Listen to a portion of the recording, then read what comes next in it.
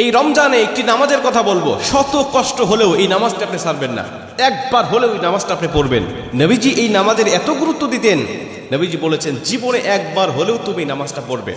এই হাদিসটি ইবনে মাজাহ শরীফের, তিরমিজি শরীফের এবং আবু দাউদ শরীফের 1297 নম্বর হাদিসের মধ্যে এই হাদিসটা বর্ণনা হয়েছে এই নামাজের কথা। নবীজি তার চাচা আব্বাস রাদিয়াল্লাহু তাআলা আনহুকে ডাক দিয়ে বলছেন, চাচা আমি আপনাকে এমন একটি নামাজের কথা বলছি, এই নামাজটা আপনি প্রতিদিন একবার হলেও আপনি আদায় করবেন। চাচা যদি প্রতিদিন সম্ভব না হয়, অন্তত সপ্তাহে একবার হলেও আপনি নামাজটা পড়বেন। যদি সপ্তাহে সম্ভব না হয়, তাহলে আপনি মাসে অন্তত একবার এই নামাজটা আদায় করবেন। চাচা যদি মাসেও আপনার পক্ষে কষ্টকর হয়ে যায়, বছরে একবার পড়বেন। যদি বছরেও না পারেন, জীবদ্দশায় অন্তত একবার হলেও নামাজটা পড়বেন। কারণ এই নামাজটা এত পাওয়ারফুল নামাজ। এই নামাজটা আদায় করার কারণে আপনার প্রকাশ্যে অপ্রকাশ্যে যত গুনাহ করেছেন, আপনার ইচ্ছায় অনিচ্ছায় যত গুনাহ করেছেন, আপনার অতীত জীবনে যত গুনাহ করেছেন, সব গুনাহ আল্লাহ আপনাকে ক্ষমা করে দেবে। চাচা এই নামাজটার নিয়মটা একটু ব্যতিক্রম। এই নামাজটাকে বলা হয় সালাতুত তাসবিহ। এই নামাজের মধ্যে অতিরিক্ত কিছু তাসবিহ পাঠ করতে হয়। সুবহানাল্লাহ, আলহামদুলিল্লাহ, লা ইলাহা ইল্লাল্লাহ, আল্লাহু আকবার।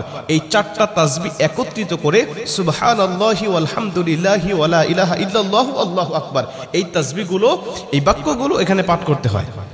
4 রাকাত বিশিষ্ট এই নামাজ সালাতুত তাসবিহ 4 রাকাত পড়তে হয় এক নিয়তে। 4 রাকাত নামাজে প্রতি রাকাতে 75 বার করে করে মোট 300 বার এই তাসবিহটা পাঠ করতে হয়। সুবহানাল্লাহি ওয়াল হামদুলিল্লাহি ওয়া লা ইলাহা ইল্লাল্লাহু আল্লাহু আকবার, এই তাসবিহটা, এই দোয়াটা 75 বার করে করে প্রতি 4 রাকাতে মোট 300 বার করে আপনি পাঠ করবেন।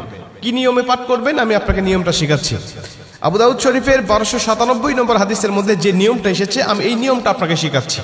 আমাদের সমাজে আর বেশ কিছু মানুষ বেশ কিছু নিয়ম বলে, কিন্তু আমি আপনাকে হাদিস থেকে সরাসরি নিয়মটা জানাচ্ছি। এটা আপনি রেকর্ড করে নেন, খাতা কলম থাকলে লিখে নেন।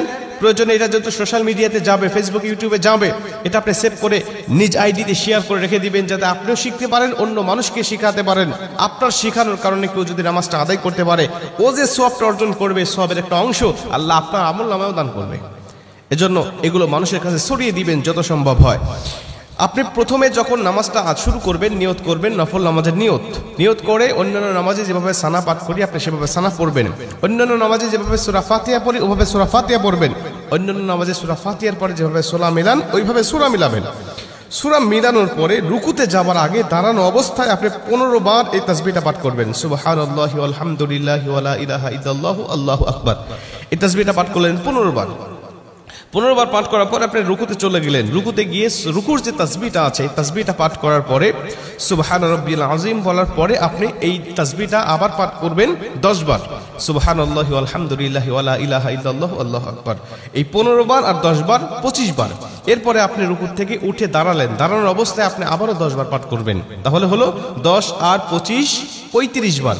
এরপরে আপনি রুকুতে চলে যাবেন। রুকুতে গিয়ে রুকুর তাসবিহটা পাঠ করার পরে আবারও পড়বেন 10 বার। এই হলো 35 আর 10 45 বার। এরপরে আপনি রুকু থেকে আবার উঠে বসে পড়লেন। বসার পরে আপনি আবার পড়বেন 10 বার। 45 আর 10 55 বার। এরপরে আপনি আবার রুকুতে চলে যাবেন। রুকুতে গিয়ে রুকুর তাসবিহ পাঠ করার পরে আবার পড়বেন 10 বার। এই হলো 10 আর 55 65 বার।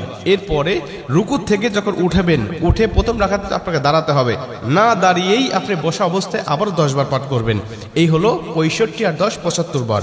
দ্বিতীয় রাকাতে ঠিক একই নিয়মে, তৃতীয় রাকাতে ঠিক একই নিয়মে, চতুর্থ রাকাতেও একই নিয়মে, এই 4 রাকাতে 75 বার করে করে যখন 300 বার পাঠ করে আপনি সালাম ফিরিয়ে নামাজটা শেষ করবেন, সালাতুত তাসবিহ নামাজটা আপনার আদায় হয়ে গেল। এই নামাজ শেষ করে আল্লাহ পাকের কাছে আপনি দোয়া করবেন, যেভাবে ইচ্ছা চাইবেন আল্লাহ পাক আপনার দোয়াটাকে কবুল করে নেবে।